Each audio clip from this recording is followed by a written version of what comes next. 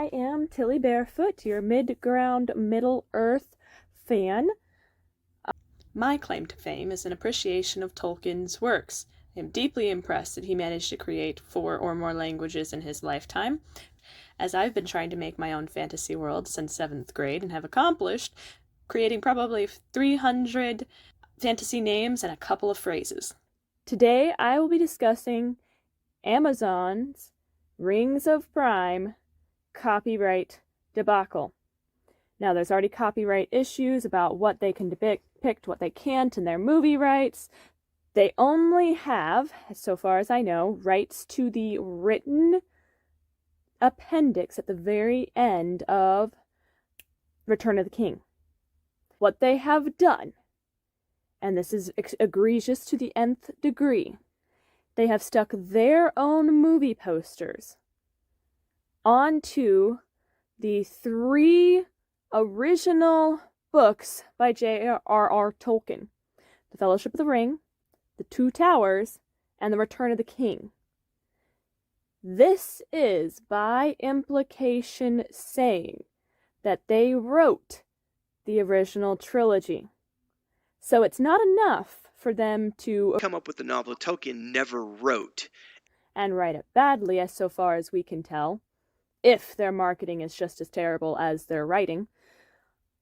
They have to claim the original work. You can't pass off your work as Tolkien's work, nor can you tie your TV series to his estate just because you put a pretty picture on the cover of the books. That would be like me taking the Obama Halloween mask or the Trump Halloween mask, storming into Congress, saying I'm the president, and writing laws to fix the nation by executive fiat. Even if I could run the country better than those career politicians, doesn't mean I have the right to. And there's a couple problems with this.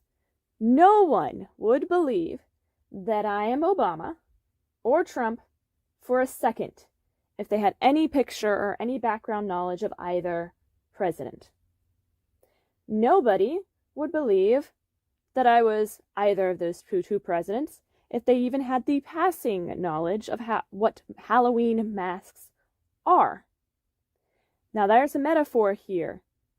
Nobody who has any passing knowledge of J.R.R. Tolkien's work will believe that those are accurate book covers.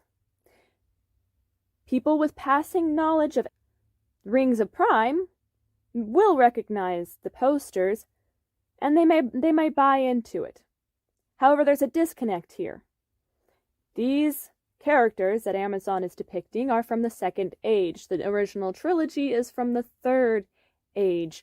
To slap their pictures on the Third Age books is like putting, if you know Star Wars, young Obi-Wan Kenobi on the poster for New Hope, when historically speaking he's far older and called Ben.